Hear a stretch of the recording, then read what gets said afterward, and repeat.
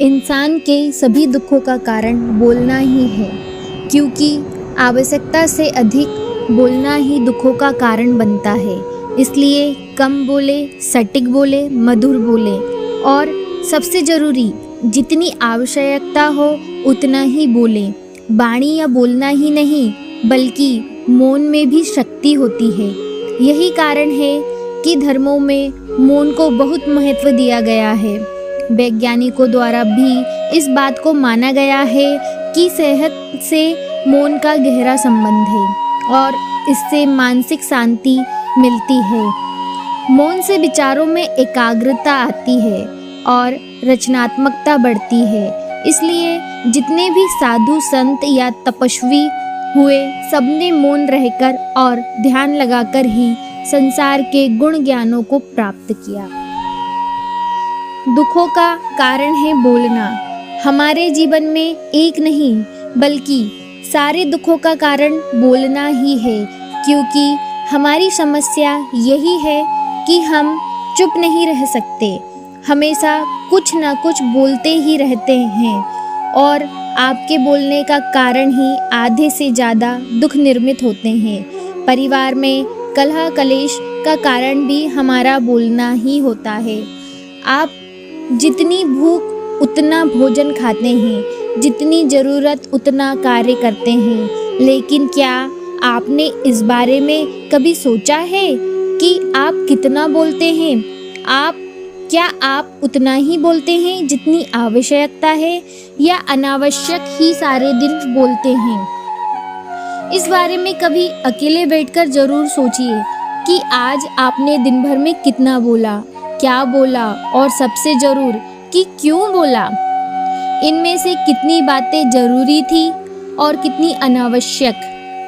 सुनने सुनाने के माहौल से निकलें बाहर।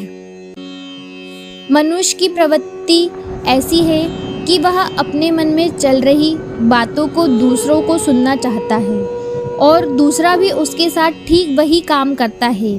ये बातें किसी अन्य या तीसरे व्यक्ति से संबंधित हो तो सुनने सुनाने का काम और भी दिलचस्पी से होता है। आप फिर जब कभी भी बैठते हैं तो इन्हीं बातों को फिर से दोहराया जाएगा और फिर से इन्हीं बातों पर विचार करेंगे। यह सुनने सुनाने का माहौल जीवन भर चलता रहता है और इस तरह से आप खो देते हैं अपना समय, अपना जीवन, अपनी सोच समझ और वो कीमती पल जिसमें जिया जा सकता है और जिसमें आनंद प्राप्त किया जा सकता है। इसलिए इस सुनने सुनाने के माहौल से बाहर निकलें। क्या है मौन की शक्ति? जब तक हम बाहर की ओर बोलते रहेंगे हमारे भीतर अशांति रहेगी। जिस दिन हम मन से चुप हो जाएंगे तब बाहर हमारे मुख से कुछ भी निकले हम शांत ही रहेंगे। दुनिया में जितनी बुराइयां हैं, परिवार में कलेश हैं, पति पत्नी में विवाद है, सब बोलने के कारण ही होते हैं। हम चुप रहना नहीं चाहते हैं, हमेशा सुना देना चाहते हैं, लेकिन व्यर्थ का बोलना ऊर्जा का नष्ट होना है। इसलिए जितने भी बुद्धत्व साधु और संत हुए वे एकांत की ओर गए, क्योंकि उन्हें अधिक बोलना ना पड़े और अधिक सुनना ना पड़े। महावीर ने 12 वर्ष और महात्मा ने 10 वर्ष मौन रहने के बाद ज्ञान प्राप्त किया। महर्षि रमण और चाणक्य भी मौन के उपासक थे, लेकिन आप इस संसार में रहकर भी एकांत रह सकते हैं। इसके लिए आपको अपनी उन ऊर्जाओं को बचाना होगा जिसे आप व्यर्थ के शब्दों में नष्ट कर देते हैं। इसलिए उतना ही बोलें जितना जरूरत हो।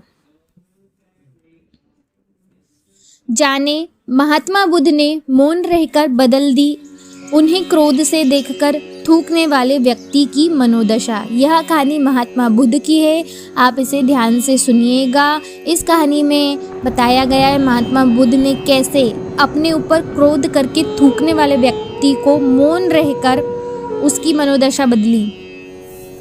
एक दिन की बात है, महात्मा बुद्ध शांत भाव से बैठे थे। उनके सामने शिष्यों की मंडली बैठी थी। सभी चुप थे। सभी के बीच एक व्यक्ति गुस्से में महात्मा बुद्ध के पास आया और उन्हें नफरत से देखते हुए एक तरफ थूक दिया।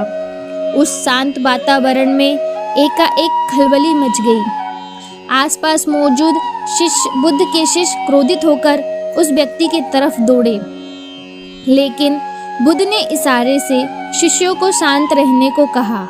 मगर शिष्य महात्मा बुद्ध जैसे महान व्यक्ति के साथ इस तरह के अपमानजनक व्यवहार को पचा नहीं पा रहे थे। उन्होंने उस नादान इंसान को पकड़कर बुद्ध के सामने ला खड़ा किया। महात्मा बुद्ध ने अपने शिष्यों को शांत और नियंत्रित होने का निर्देश दिया और उस व्यक्ति की ओर देखते रहे। उनके चेहरे के भाव में कोई परिवर्तन नहीं था। कुछ पलों के बाद उन्होंने उस गुस्सैल व्यक्ति से बड़े ही प्यार से पूछा, आपको और कुछ कहना है? वह व्यक्ति बिना कुछ बोले तुरंत वहां से चला गया। उस व्यक्ति के जाने के बाद बुद्ध के परम शिष्य आनंद ने उनसे पूछा, भगवान, वह व्यक्ति आपका इतना अपमान करके चले गया, फिर भी आपने उसे कुछ नहीं कहा? महात्मा बुद्ध कुछ बोले नहीं, मौन रहे। अगले दिन सुबह सुबह वही व्यक्ति फिर महात्मा बुद्ध के पास आया और उनके चरणों में गिर गया। उसकी आंखों से आंसू की धारा बह रही थी। महात्मा बुद्ध ने पास खड़े आनंद से कहा, देखा आनंद, कल भी इस व्यक्ति को शब्द नहीं मिल रहे थे और अब भी इसकी वही अवस्था है। पर अब ना तो यह कल वाला आदमी रह गया है और ना मैं वही हूँ। हमें ऐसी स्थिति में गुस्से और क्रोध से काम नहीं लेना चाहिए, बल्कि माहौल के शांत होने का इंतज़ार करना चाहिए।